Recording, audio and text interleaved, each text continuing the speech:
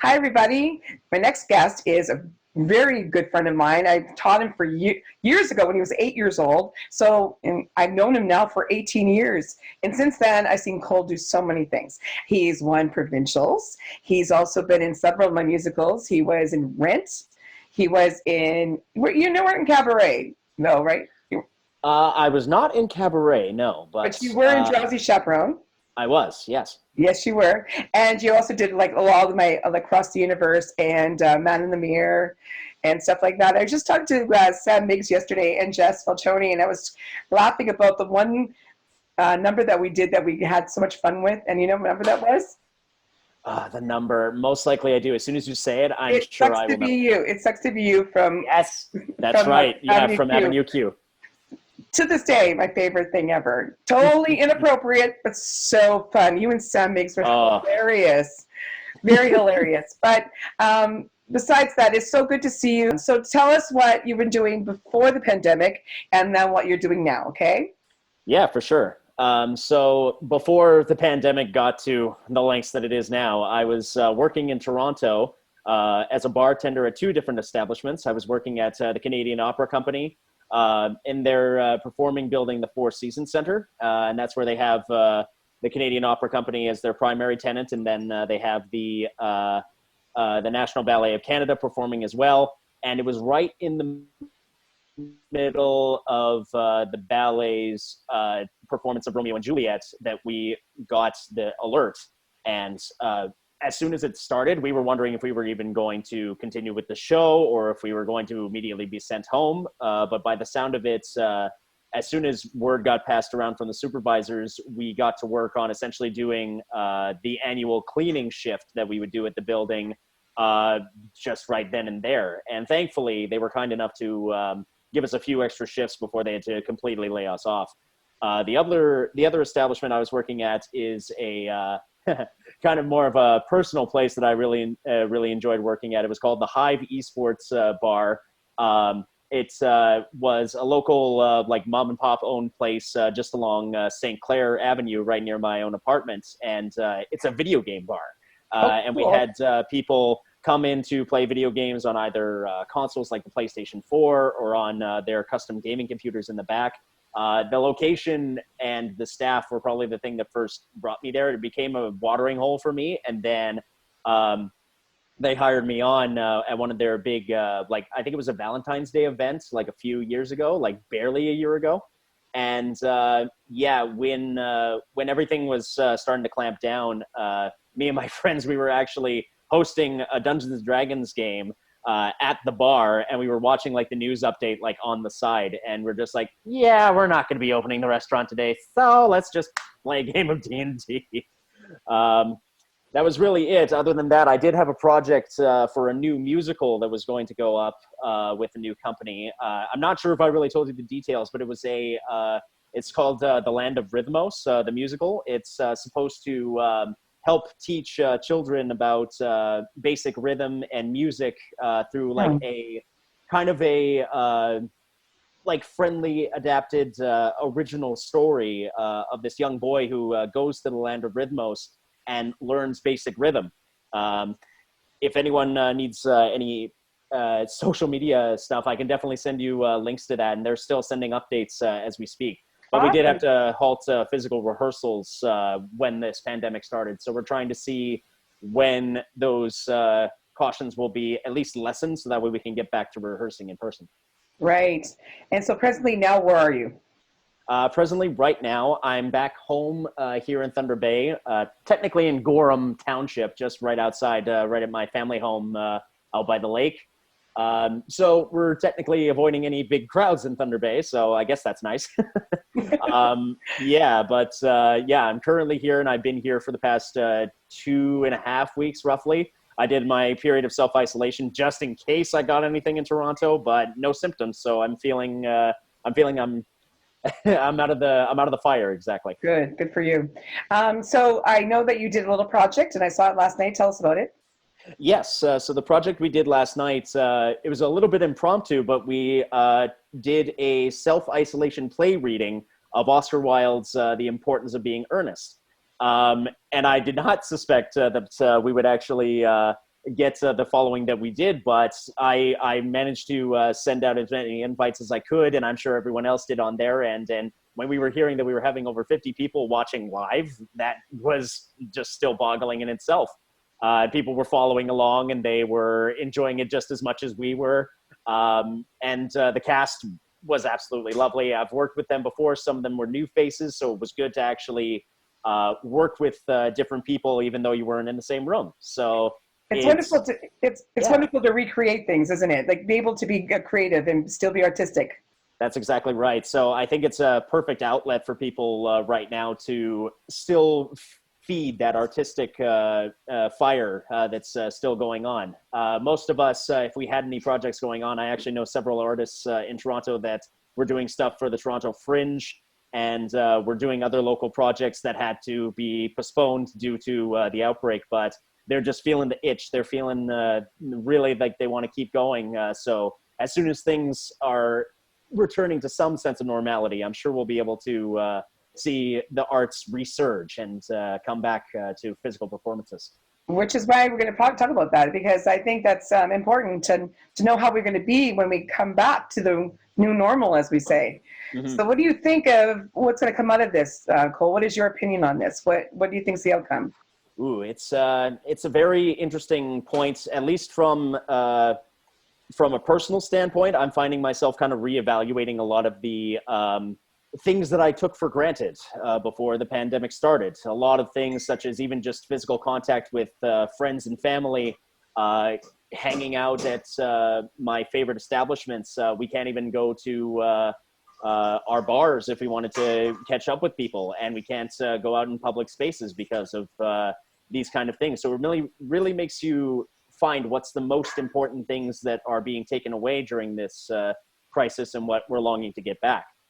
Again, it will be quite a time, in my opinion, before things return to any sense of normality. But as long as we have these outlets like this, we can at least stay in communication and not feel completely isolated. That's correct. I'm hoping that we've learned a lesson on this one, because I felt like we kind of put ourselves on a reset, right? Mm. Everything slowed down. Everybody makes us think. So what are you doing with your, like, besides the play, what else have you been doing to keep yourself busy? Well, truthfully, I have been at least just taking breaks where I need to just like take those breaks for mental rehab kind of elements. But other than that, I've actually been in contact with a good good family friend for financial investments. Because right now, as we're seeing how most investments are going for in the banks currently, like, you know, they might be sitting there for a few years, and even if we're not on the emergency benefit right now, thankfully I am, but a big thing that I'm wanting to build is a bit more financial security. So that's a big thing I'm looking forward to talking with my friend Jennifer Woodbeck. She's over in Toronto. And she's getting me started in something that I never thought I would look into until now, but I'm realizing to have a better grip on future plans outside of a pandemic, you got to be prepared to move things forward. Exactly. Did you have a place down there that you had to pay rent and stuff? Yes, I was in an apartment with two of my really good friends. One of them was a buddy that I had met through university. And we've known each other for probably more than like 7-8 years now. I moved in with his now fiance for the first part, and then he joined us later, and we were living there for a while.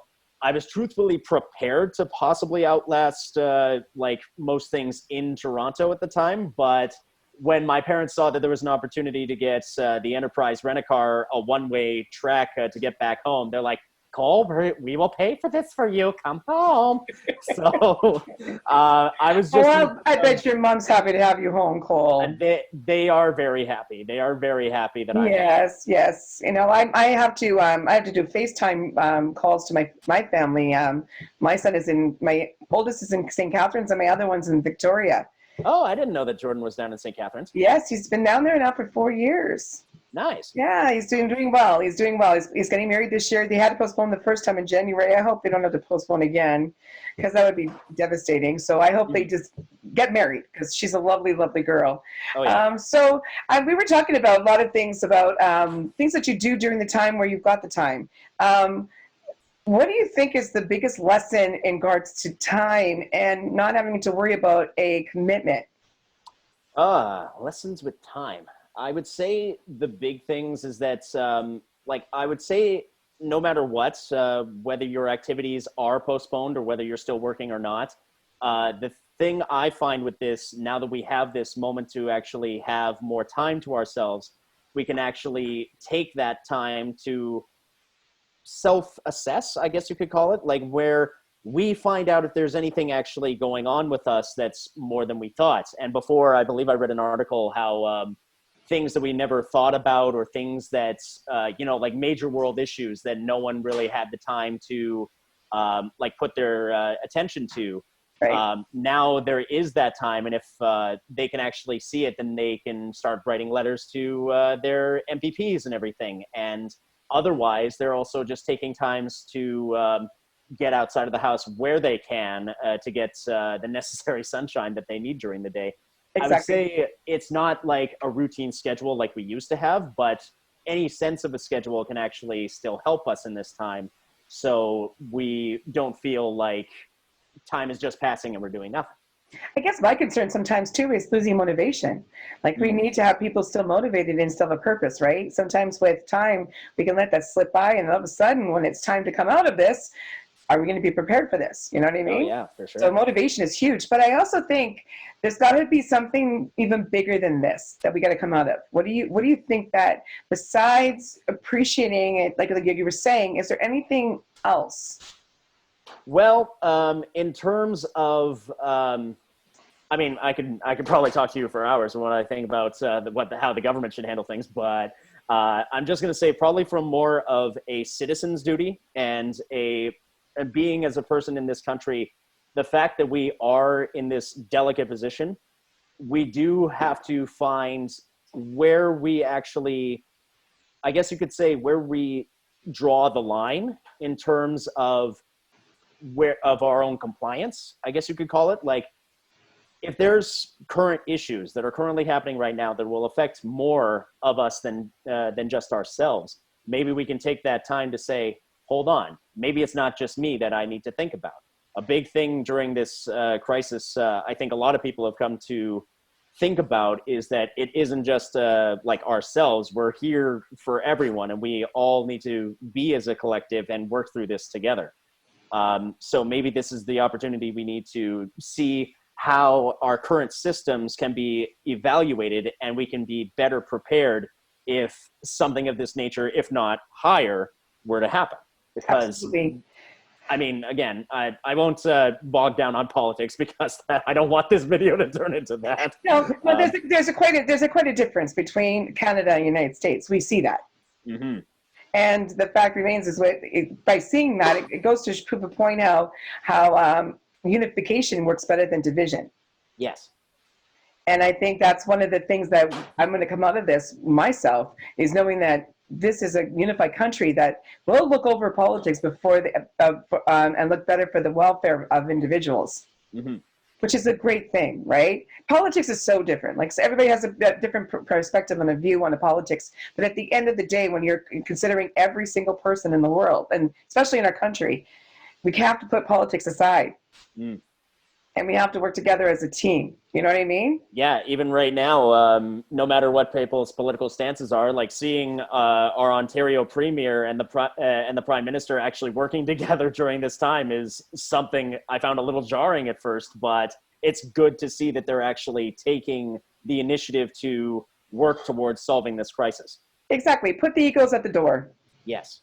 and work towards the betterment of people. My Mhm. my hopes, like I'm just saying, my hopes is that when we come out of this, become better people, right? Is that's Mm. kind of like what you're saying, aren't you, Cole? Oh, absolutely, yeah. Yeah, And the change has to come from us, because no matter how we feel during this time, our actions will reinforce what we're trying. trying to achieve.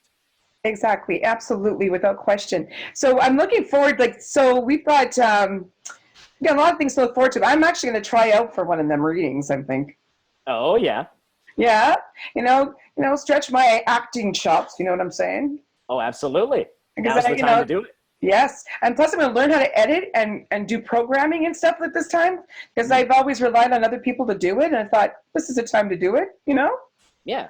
Anything special like for yourself? I know it's finances, but anything like an artistic value or even a hobby that you're taking up? Well, at this point, it's a little bit tricky, but I did start looking into potentially going down the route of voice acting. I'm wanting to get my equipment that I got back in Toronto to see if I can convert one of the rooms in the house to something. If we're going to be here for this period of time, we might be able to turn this into more of a physical project. I do have to get down to sending a message to my friends to mail me some stuff.